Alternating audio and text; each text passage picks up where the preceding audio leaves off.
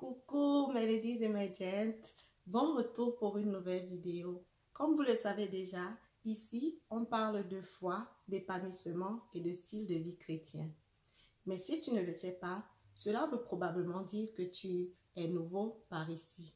Et si c'est le cas, je t'invite à t'arrêter un instant pour souscrire à ma chaîne et surtout de cliquer sur la petite cloche pour recevoir une notification à chaque fois que je posterai une nouvelle vidéo. Le sujet d'aujourd'hui est un peu comme une continuité d'une de mes précédentes vidéos sur la croissance spirituelle. Si tu ne l'as pas encore regardée, je te la mets juste ici et aussi je mettrai le lien en bas de description. Je t'invite vivement à aller la regarder pour que tu puisses avoir une meilleure compréhension de ce que je vais partager avec toi aujourd'hui. Il m'a paru bon de pouvoir revenir un peu plus en détail sur l'étape de l'adulte, spirituellement parlant, et plus précisément sur la catégorie de l'épouse. Si tu es prêt, ne perdons pas plus de temps et allons-y!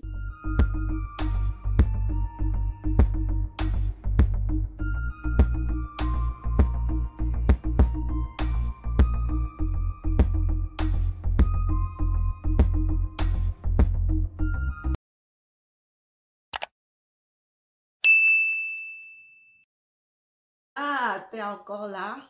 Super! Nous allons donc passer aux choses sérieuses. Mais avant d'entrer dans le vif du sujet concernant cette vidéo, j'aimerais faire un petit rappel sur ce qui avait déjà été dit par rapport à l'épouse, spirituellement parlant bien sûr. C'est l'étape spirituelle à laquelle tout chrétien devrait aspirer parce que Jésus-Christ reviendra chercher son épouse. Et elle est caractérisée par une intimité très profonde avec le Seigneur. Mais cela n'est pas la seule caractéristique de l'épouse de Christ.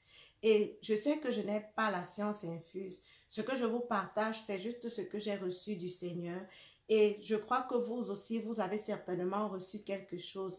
Alors, si j'ai manqué de citer une caractéristique que vous pensez vraiment être celle de l'épouse de Christ, n'hésitez pas à laisser un commentaire afin que nous puissions tous en bénéficier et être davantage édifiés. On a l'habitude de dire que le mariage naturel est une image du mariage que Christ a avec l'épouse qui est l'Église. C'est pourquoi je vais utiliser des analogies entre le mariage spirituel et le mariage naturel pour pouvoir développer mes arguments. La première caractéristique que je vais partager avec vous, c'est l'union ou l'unité. La Bible dit en Genèse 2, 24, « C'est pourquoi l'homme quittera son père et sa mère et s'attachera à sa femme, et les deux deviendront une seule chair. » Dans le mariage physique, l'homme et la femme sont appelés à ne faire qu'un. Et c'est pareil pour le mariage spirituel. Tu te demanderas peut-être, mais comment faire un avec le Christ? Ou alors peut-être tu as déjà une idée, n'est-ce pas? Je vais juste t'inviter à ouvrir ta Bible en Jean 15 et nous allons y lire quelques versets pour pouvoir comprendre comment nous pouvons faire un avec le Christ. Je suis le vrai cep et mon Père est le vigneron. Tout sarment qui est en moi et qui ne porte pas de fruits, il le retranche, et tout sarment qui porte du fruit, il l'émonde, afin qu'il porte encore plus de fruits. Déjà, vous êtes purs à cause de la parole que je vous ai annoncée. Demeurez en moi, et je demeurerai en vous, comme le sarment ne peut de lui-même porter du fruit s'il ne demeure attaché au cep. Ainsi, vous ne le pouvez non plus si vous ne demeurez en moi.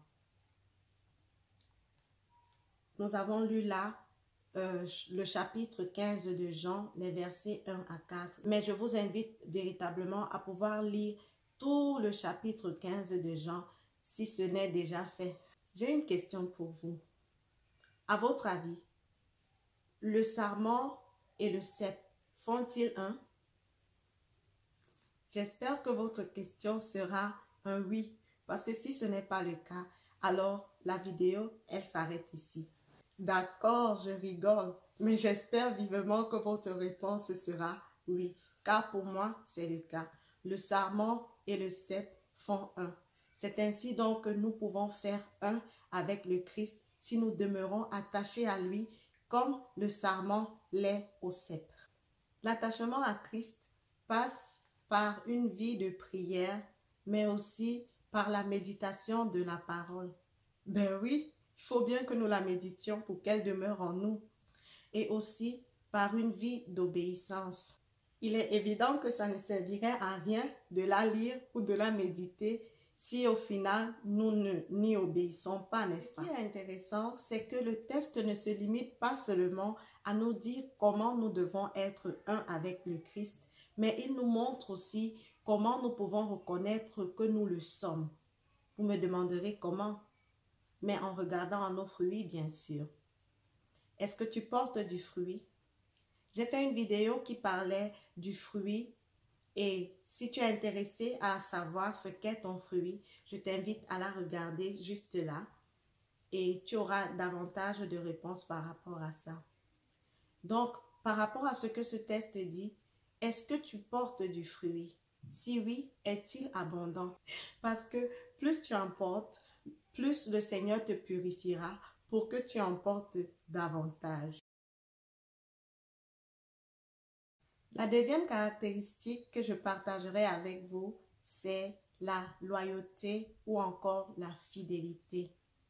En effet, dans le mariage naturel, les époux se doivent fidélité. Et nous savons déjà que notre Dieu est un Dieu fidèle. Alors oui, nous, en tant qu'épouses du Christ, nous aussi devons lui être fidèles. Et communément, pendant les cérémonies de mariage, on demande au conjoint de se jurer fidélité dans les bons comme dans les mauvais moments. C'est ainsi que, en tant qu'épouse de Christ, nous devons demeurer à nos engagements vis-à-vis du Seigneur, que ce soit dans les bons ou dans les mauvais moments. Es-tu de ceux qui, lorsqu'ils traversent une tempête ou des moments difficiles, arrêtent de prier ou de lire leur Bible? Ou alors, est-ce que lorsque tu n'y vois pas ton intérêt, tu arrêtes d'obéir à la parole de Dieu? Les réponses à cette question te donneront une idée sur ta loyauté. La troisième caractéristique de l'épouse de Christ est le don de soi. En ce qui concerne le mariage naturel, beaucoup de personnes pensent que l'on se marie pour être servi, pour être aimé. Et ceci est parfois la cause de divorce, même en milieu chrétien, malheureusement. La vérité est que le mariage nécessite un don de soi réciproque des conjoints. Donc, on ne se marie pas pour être aimé, mais plutôt pour aimer l'autre. Et Jésus nous l'a si bien montré en se donnant lui-même en premier. Le don de soi est le signe de l'amour que l'on porte pour l'autre. Parce que Jésus-Christ nous a aimés, il s'est donné. Et ce don fait que, naturellement, l'épouse veuille aussi se donner. Je ne sais pas pour vous, mais pour moi, lorsque je regarde à l'amour du Christ, lorsque je contemple ce qu'il fait et continue de faire chaque jour par amour pour moi, je n'ai qu'une seule envie, l'aimer de la même manière. La quatrième caractéristique de l'épouse de Christ, c'est la soumission. La Bible demande aux femmes d'être soumises à leur mari. Et je crois que c'est aussi une attitude que le Seigneur attend de nous en tant que son épouse.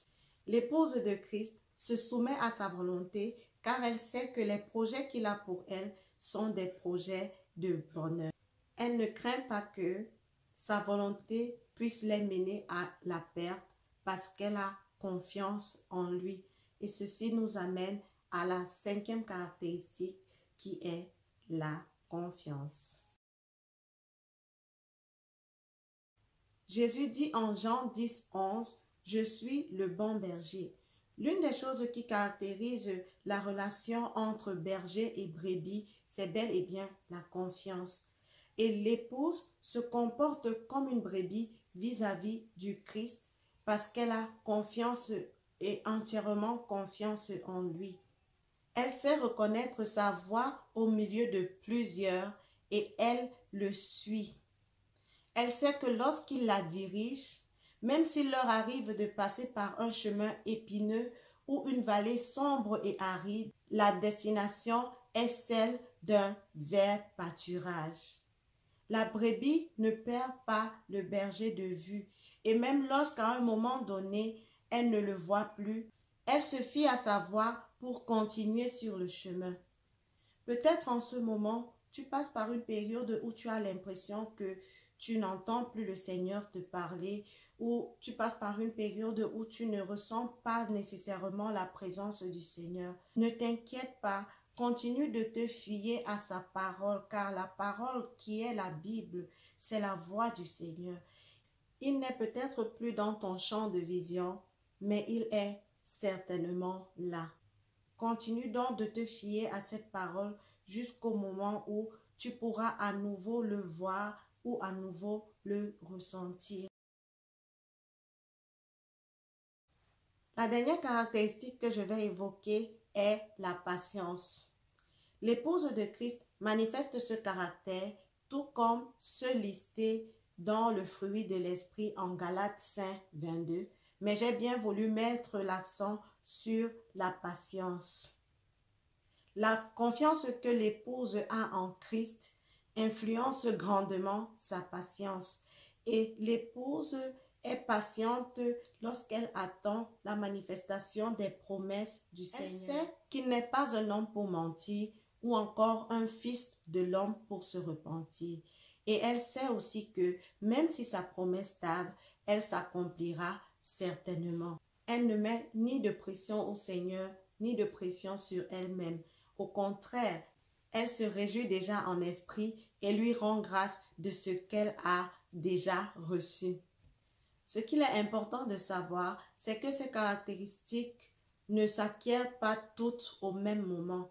Elles se cultivent tout au long de sa vie et en fonction des saisons dans lesquelles nous sommes.